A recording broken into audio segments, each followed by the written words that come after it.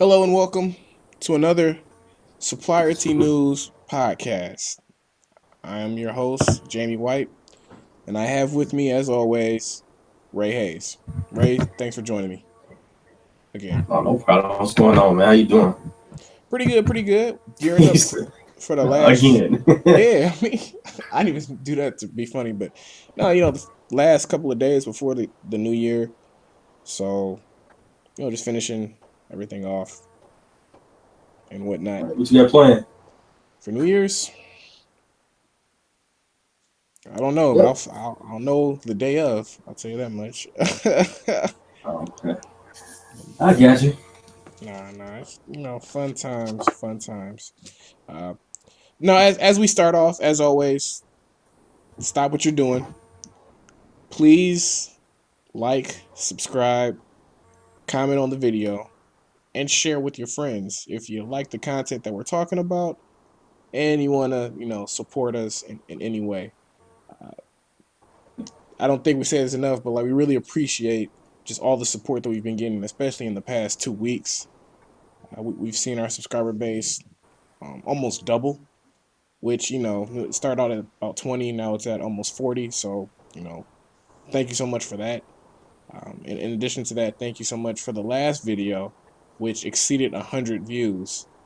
I think I stated on there that I was hoping for like 20, 20 views, and you guys did about 150. So thank you for that, and as well, thank you for the one before, which with the Cornell West and Ta-Nehisi Coates, which is now almost to 3,000. It's less than 100 views away to 3,000. So definitely check that out and check out the video with us or the podcast with Papa John's, as well as us talking about the Trump administration and the alleged banning of words like diversity, evidence based, and entitlement. But with that being said, let's get into the podcast for today. So today, this one, Ray, you're going to be taking lead on this, walking our listeners Okay. through the All conversation. right. Thank you, Jamie. Today, like you said, I'm going to take the lead. Today, we're going to be talking about how the state of Arizona can't ban Mexican American studies anymore. According to a Tucson judge, uh, the ban was backed by a large base of conservatives and Republicans. Republicans backed the law uh, banning Mexican American studies in Tucson public schools. Conservatives wanted to restrict what looks could be used or subjects taught in Tucson school districts, and in a majority Latino school, which is kind of crazy. So the fact that they're banning Mexican American studies, you would think this could possibly be in a, sucks to say, a majority white school. However, it's at a Latino American school, which we should be encouraging students from Latino nationality to learn more about their ancestors and the history they contributed to the growth of America. But needless to say, they restricted it. The law was passed in 2010, and it encouraged, according to the conservative base, uh, the studies, Mexican American studies, encouraged the overthrow of American government. Wait, Sounds like, wait, what? yeah. According to them, Mexican American studies, in the 7 books that they banned from this school district, encouraged the overthrow of American government. Okay, let's stop there and let's get into that. So we've got in 2010, the state of Arizona banned 7 books Mm-hmm. that focused on Mexican American history, and the reasoning was Right. because it it promoted the idea that, and your volume just shot up. I'm sorry about that. There you go. It promoted the idea or it promoted the idea that citizens should overthrow the American government. What are these 7 books, and why are they saying that? Now that I did not find out, I'm not sure what Oh, exactly we those gotta seven find. books are. We gotta find that. But I'm gonna look that up right according to now. the according to the Huffington Yeah, Post, so if you hear me uh, typing, listeners, I'm looking it up right now. So keep going, Ray. according to the Huffington Post, and this is exactly coming from the Huffington Post article, to shut the classes down, they superheaded the passage of a state law prohibited classes aimed at students of Pacific ethnicity that fostered racial discord or that encouraged the overthrow of the U.S. government. So that's crazy. So you're telling me that if we're these books that are teaching these students about Mexican American history is encouraging the overthrow of the American government? If that's the case, yeah, then granted they shouldn't be in the school system. However, obviously that wasn't the case because the judge just approved that the ban cannot be in place anymore in the state of Arizona. Yeah, I just Also, Jamie, keep going. in Tucson, in 2012, the Tucson school board voted to abandon its Mexican American Studies program at the Arizona officials threatened to withhold 10% of the district's state funding. So not only were they say, okay, you have to ban it, but we're going to, if you do not ban it, we're going to withhold 10% of your funding. Wow. So basically, they were forced into banning these books Well, and these studies on the Mexican Americans. all Go right. ahead. So first off, I have a correction. You said 7 books were banned. Yes. So I'm looking at bustle.com and it says that 84 books were banned from the Arizona Okay. Mexican American Studies program. Well, that's my mistake. Where'd you get the 7? Well, okay, well it's fine whether it's 7 or it's.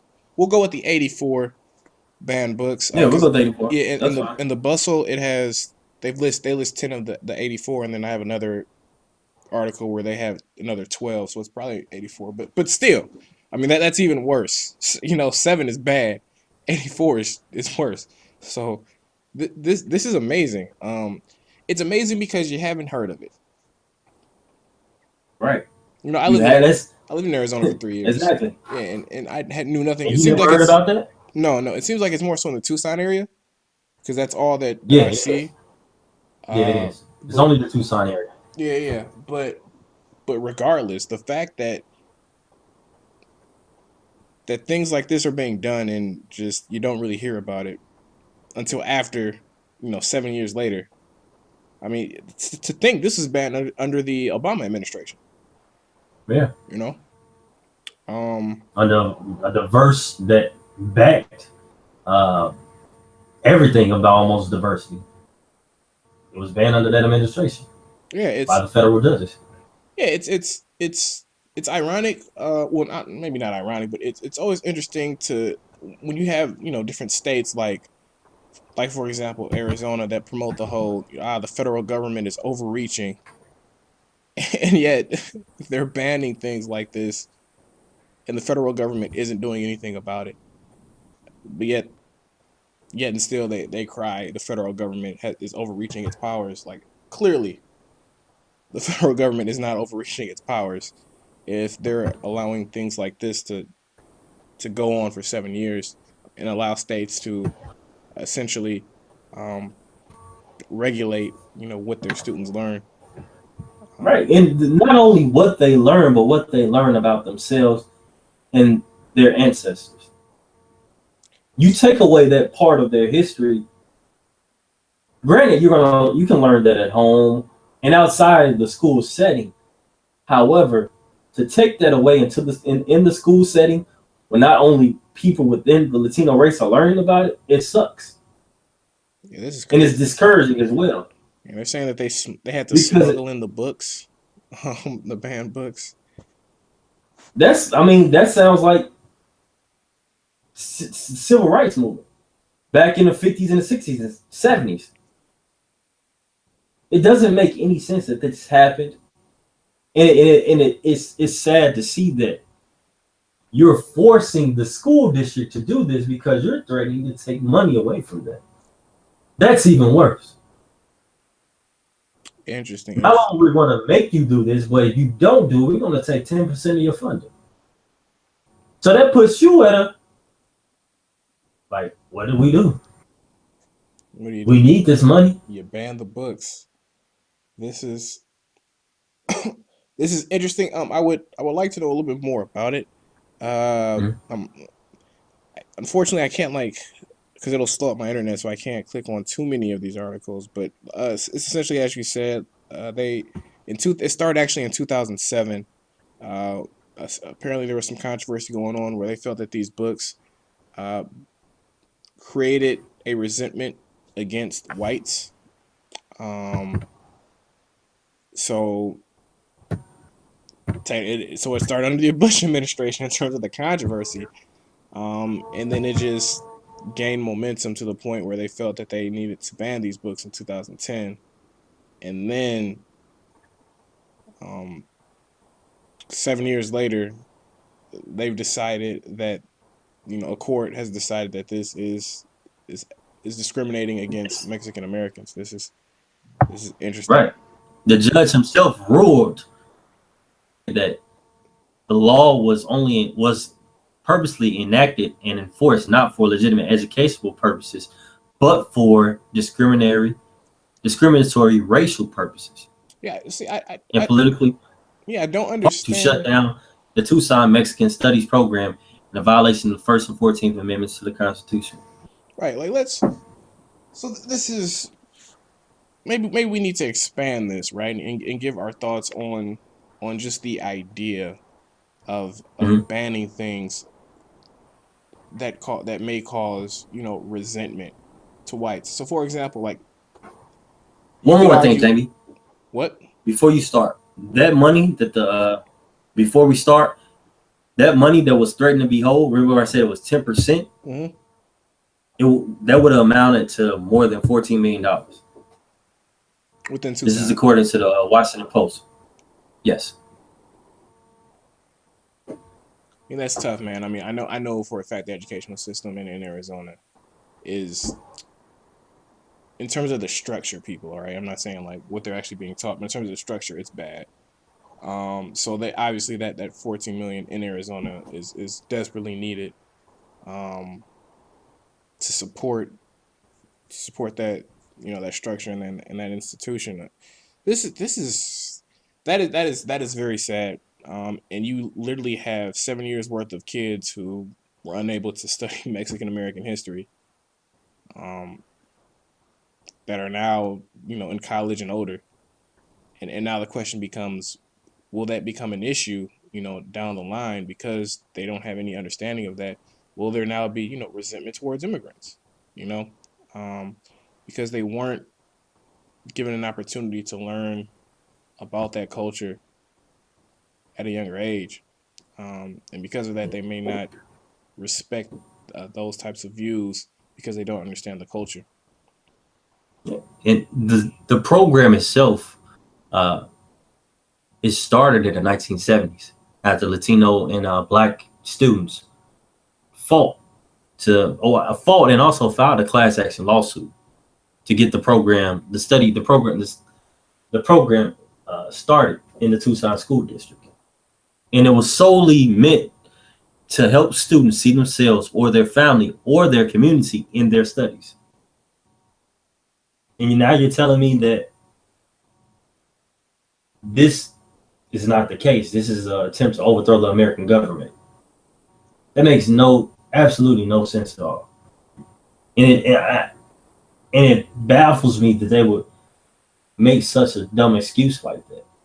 Yeah, I mean it's clearly race motivated, right? Because if you are worried about people overthrowing the U.S. government, why not ban any communist book or any socialist book? Yeah. Why not any book that is against democracy or against capitalism? Why aren't we banning this? Why aren't we banning those? Right? But instead, we're focusing on Mexican American literature that some people are viewing as being resentful towards the American way of life. I'm 100% with you that that doesn't make any sense. If you're banning books because you think they're going to cause people to overthrow the government, which I don't support at all, but if that's what you're doing, why are you only focusing on one specific race? But here's a kick. Here's a kick to it. This picked up a lot of controversy. Like you said, it started in 2007, but it picked up a lot of controversy in 2006. And you know why? Dolores, I'm a Jagger name, so I'm gonna spell it out. It's Huerta. She's a labor leader within the Tucson community and a civil rights activist. She gave a speech at a high school in Tucson, and she stated that Republicans hate Latinos. After that, you had Tom Horn, which was the Arizona superintendent, calling her remarks hate speech. You had other deputies uh, trying to get the Tucson school district to issue a rebuttal speech. So this picked up steam before 2007. It was happening in 2006 after she gave that speech. That's fine, but you know, I think both sides took that a little bit too far. I I don't like when people classify an entire, political party as hating an entire group of of people. I don't think that was the right way to go. But I mean, it's not.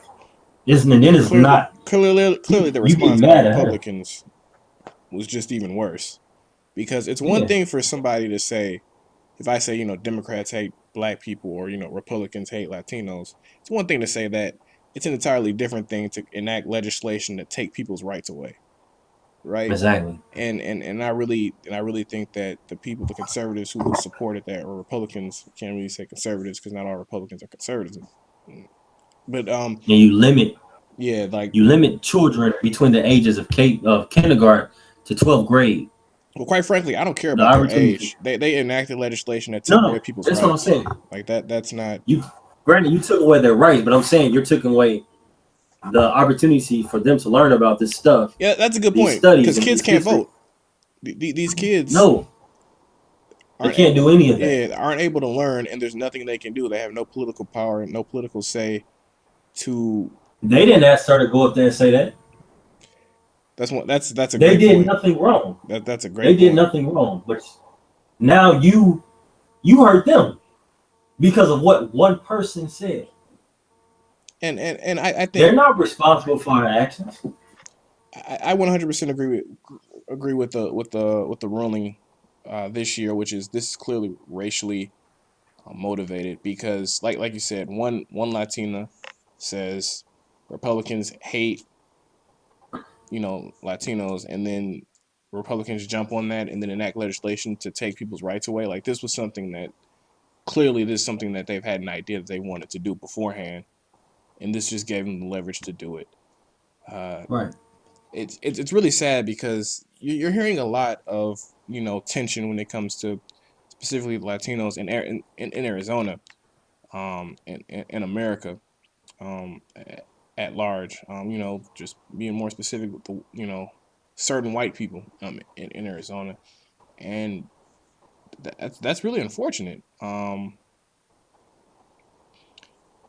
Hopefully, this new ruling is a step in the right direction towards more, I don't know, friendly terms or whatnot. Because here's the thing, right?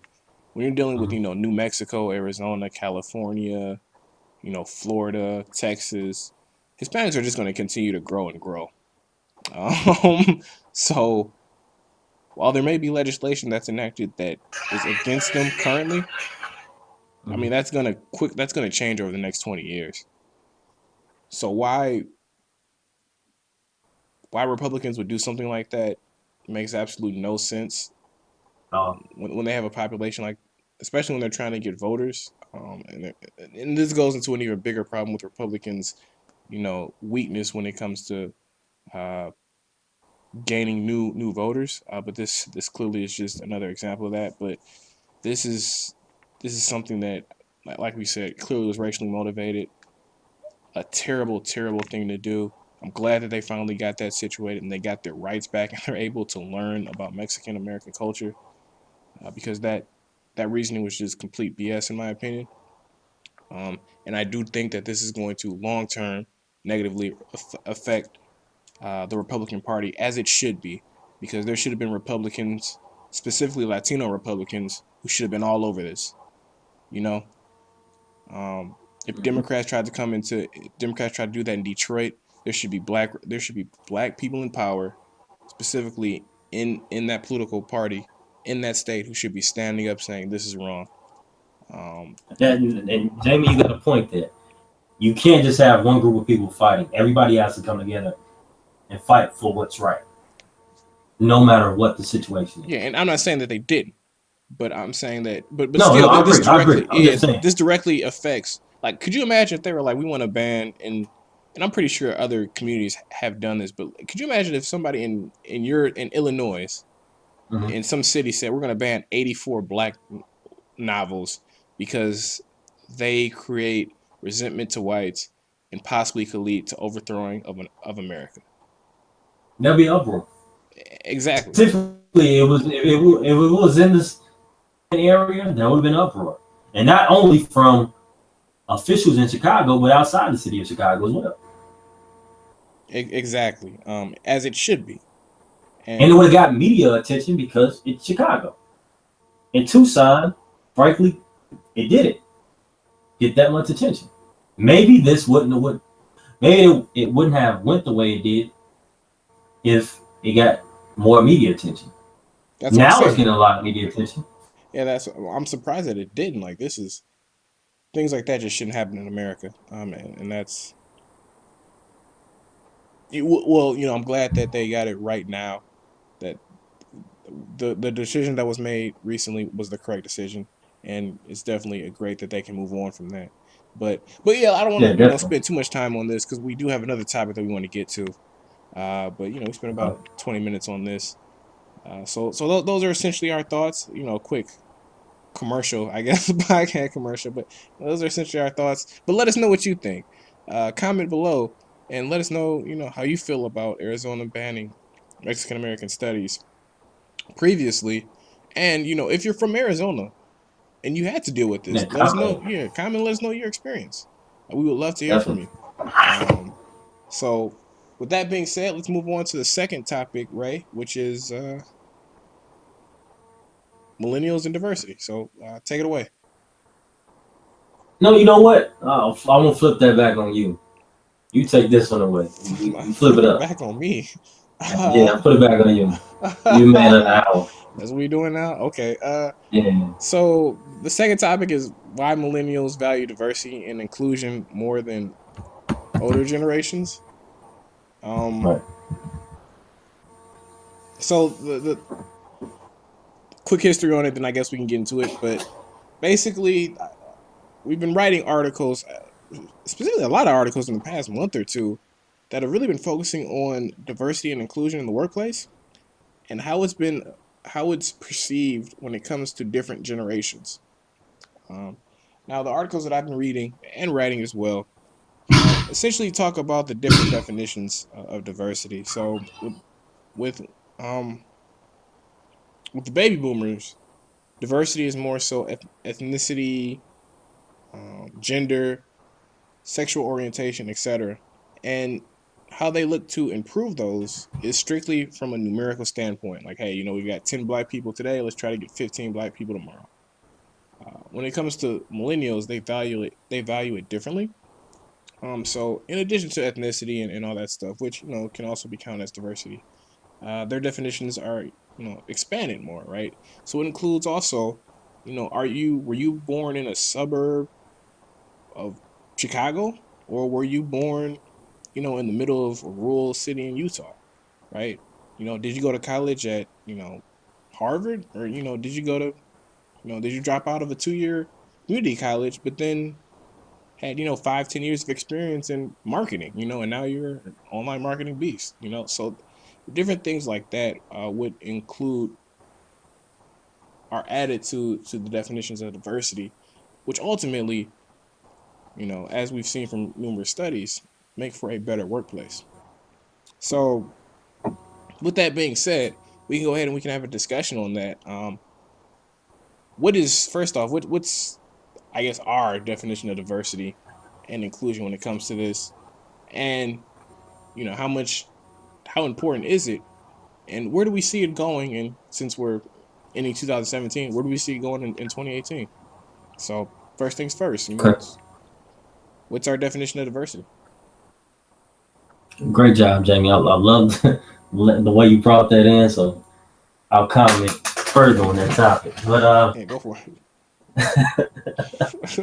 diversity to me is like you said, it's more than ethnicity. It's not just simply the color of your skin. It deals with socioeconomical background, uh, class, a variety of things. Now, growing up, if you were to ask me what diversity was, I would have told you it had to deal with black and white, race, simply. But as I've grown up in society and at the rare age of 29 right now, I've seen a lot compared to my parents of what they've seen. They grew up in a different society than I did. And granted, their definition of diversity still may be the idea I previously thought of when it came to just simply race, because they didn't grow in a world where they interacted with people from different backgrounds as much as we did. Usually, if you went to a neighborhood school, majority of the kids were from the same background you were. Now, say for instance, I went to a school in Chicago, uh, a high school in Chicago, and there were kids from all different backgrounds, socioeconomical backgrounds, and the school was considered one of the top schools in the city. But there was array of people from everywhere. And granted, there were different races, but it was different dialect, different experiences, life experiences.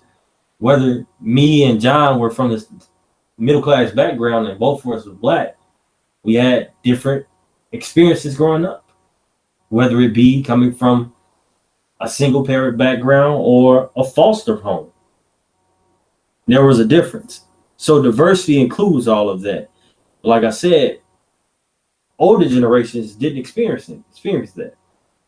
Now you have it where, as we're growing up, we see diversity as something different. But not only us, but our kids will see it as something different, and our grandkids.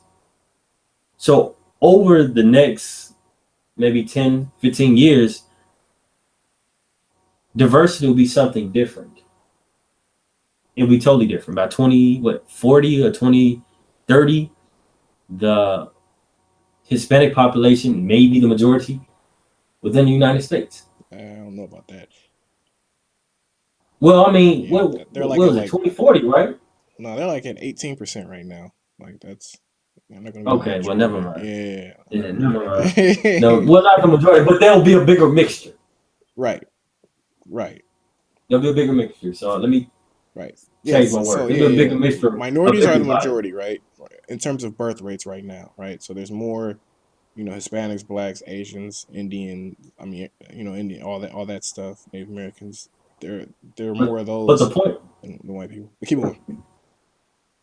but the point I was just trying to make is that our kids will see diversity as something different. Totally different from what we saw it as, and totally different from what our parents saw it as. I agree with that. Let me ask you Because this question.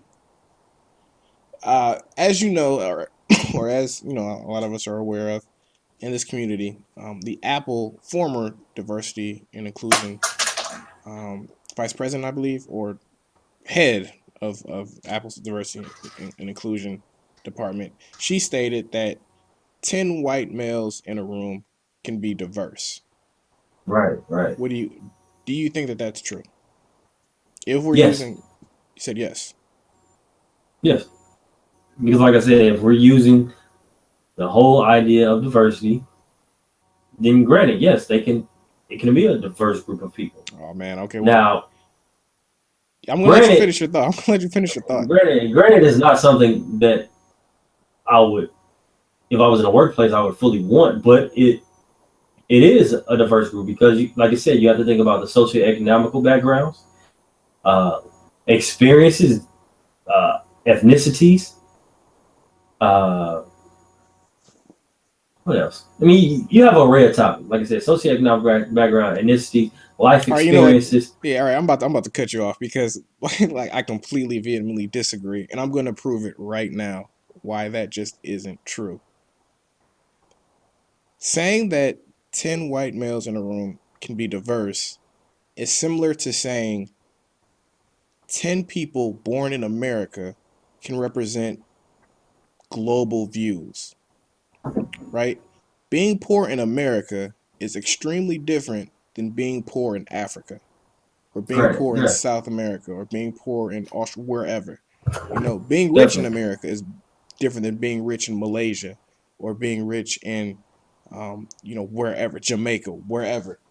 So the fact that when people say 10 white males in a room can be diverse, I completely disagree because even if the guy's, poor in, Chicago, being a white guy who's poor in Chicago is different than being a black guy who's poor in Chicago. You see what I But do mean? we know if all these white males are from the United States of America? Well, do we know if all these white males? We do not. But let's sure we can even take it that far. Let's say that they're from different countries. Sure, that still So let me isn't. ask you this: Yeah, go for it. then is Morehouse diverse? Is any HBCU diverse? Yeah, your volume shot up again. Uh, I don't know why it's doing that, but I'm yeah, saying, is Morehouse diverse?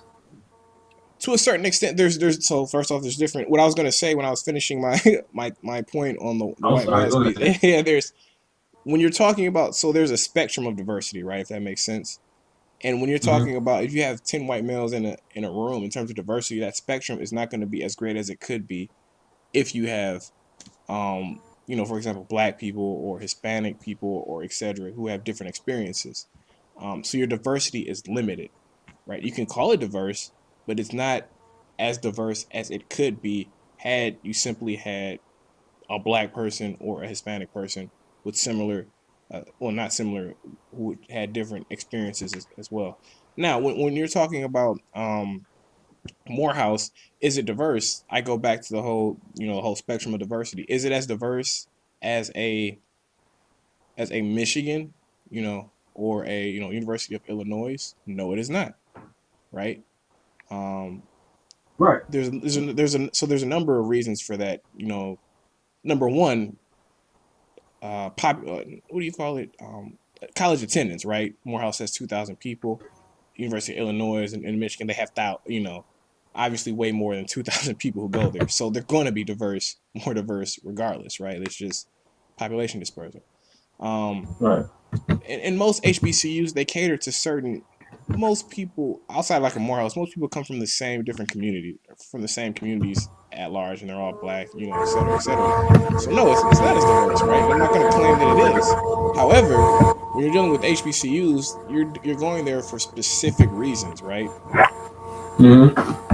For example, Morehouse College, you I go. mean, but Jamie, Yeah, that ain't got nothing to do with it. I understand we're going there for different reasons, but at the end of the day, we conclude that Morehouse is the is diverse to a certain degree. right. Which I say, yeah, different spectrum of And that diversity. same group of five white men in a room, we don't know much about them. They're diverse to a certain degree. Yeah, I mean, well, as long as they're all not like rich from an Ivy League, yeah. Yeah, so I mean, I won that argument then. I mean, at the end of the day, I said nothing wrong. Well, I mean, right, but it's That kind of group like no, is because diverse in my to a degree. opinion, well, no, because in my opinion, when you're talking about that, it's kind of like saying, Uh-huh. okay, if I have five people in a room and they're all white, but one guy, four of them are rich, but then one guy's poor and he just happened to make it in the room, is that diverse? Well, yeah, right. If you want to win that argument by that, because on a spectrum of 1 to 100, you got the two, like you know, you got 2 out of 100 on the diversity spectrum. Then yeah, Ray, you won. Like, Hey, that's all I congratulations, wanted to hear.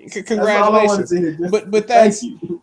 that's honestly like you know we're laughing at that, but that's honestly a scary you know because that's I mean It the tech sucks. well because the tech world's using that right now as their Mhm. basis for Yeah, diversity, right? They're using that exactly. 10 white guys in a room can be diverse. Then you got 3 or 4 Asians, Asian Exactly, Americans. who all come from similar backgrounds, and they're saying, you know, well, that's diversity, and that's Yeah, the issue that we have right now because when you start getting to the right. technical standpoint, yes, that is diverse, but again, when you start looking at it from a spectrum on where are we trying to get to in terms of you know input in terms of making sure that we're as innovative as possible you know Mm, again if we're on out of 100 on the spectrum of diversity like this is terrible this is not good um right. and I think that you know again that 10 white males like I don't know you know can 10 white males be 100% you know in terms of the diversity absolutely not just like 10 black males couldn't be 100% just like you know 10 Hispanic women couldn't be 100% you know, on the spectrum. You only have one type of voices. You just have a different range of that one type of voice, and that's not what you should be doing, and it's not what we should be shooting for. What we need is these different voices. Again, you know, I go back to the whole 10 people from America, born and raised in America, cannot tell you what's happening. It cannot represent a global stage, you know, Right. because they I don't. agree. Yeah, yeah. I Even if they definitely have agree. lived there for you know 2 3 years, they're not from there. They don't identify with the culture as much as the people who are actually born there. Like this is sure it's diverse again if you know those 10 people from America have lived at those places sure you know they may have some type of idea on what they're going through I don't deny that but again when we're talking about the spectrum of diversity like they are not no that is not good so yeah that's kind of my spiel on there but yes Ray Like, you won the argument like you. Thank you. Thank you. Well, no, no. Like you were saying, the fact of it is, the tech industry is taking advantage of that. They're taking advantage of it, and if we don't expound upon what diversity is, then they'll continue to take advantage of it. yeah and I do want to point something else out since we're on this topic I hate when people say well what's the number right you know Uh, if once we hit 10% for black people and 10% for Hispanic does that mean that everything's solved and we can, you know, go are we about our good? days? Yeah. I Mm-hmm. don't think there's a specific number, right? It's Mm-hmm. I really hate that. I think that right now we know it sucks, right? Like I think that we're just trying to figure out how to get something started to move in the right direction that we don't even really have time to think about, you know, what the end number is, right? I think that we need to figure out a way to create industries, and you know, not just tech, but there's other industries who struggle with diversity as well, where we are creating, you know, a pipeline and establishing something that's normalized to where we have, you know, multiple people from different cultures, different ethnicities, different socioeconomic backgrounds, genders, et cetera, who are fairly getting into these different industries, right? So instead of what we have now, and that's when we get there and Mm-hmm. we've normalized, you know, the different types of and become more inclusive. That's when we can start. I think looking at the numbers and possibly saying, okay, we need to do a little bit better job of recruiting. You know, here, you know, maybe in the South or I don't know, whatever. You know, maybe we could take a look at that. But for right now, we're just trying to figure out how to establish a pipeline to get that, and we're so far away from you know we need to get to 10% that it's not even funny. So, but yeah, that's my spiel. That's a good point. So, Thanks, Jamie. yeah, I kind of wish we would have talked about this first, but whatever. But yeah, so that's pretty much our thoughts. Um, Let us know if you agree or if you disagree. You know, please like, subscribe, comment, share. You know, do your thing. As always, we Do appreciate. your thing. Do your Yeah, thing. do your thing, whatever that thing is, do it. But nah, man, we But no, appreciate it. Yeah, before we go, I wanted to mention too. Jamie, thank you. Definitely mentioned. our social media platforms, but I just wanted to specify we're on Google Plus, Twitter at GDN Network, Yeah, we can and put that in also the. We need to put that. Florida News. Yeah, we need to put that in our descriptions. I don't put it Yeah. in our. I probably need to add that. I'll put everything in our Okay. descriptions this time because I usually don't. I usually put like Do your supplier thing. news. Yeah. So Do yeah, I your need to do thing, my man. thing. Yeah, exactly. Yeah. So that they can You do their thing, slipping, right? Yeah. So, but but we can do our thing. exactly. But this is the last podcast for the new year. So if you listen to this before the end of the new year, we appreciate it. Or if you're listening to this in 2018, welcome to 2018. But How's it feel? exactly. Let us comment on how does it feel. Let us know how 2018 feels. but, but no, but seriously though, like we appreciate all the support. Continue with the views. I'm expecting this to get to between 20 and 50. If it does anything better, we appreciate it I so claim it much. into I claim it into fruition, man. You Maybe claim 100. 100. We're Let's not do even it. gonna talk numbers anymore.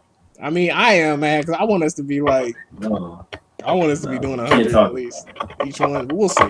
It's 20 to 50, and again, appreciate it. Share, like, subscribe, do all that good stuff. So, with that being said, thank you so much for listening, and Happy New Year. happy New Year, and enjoy 2018.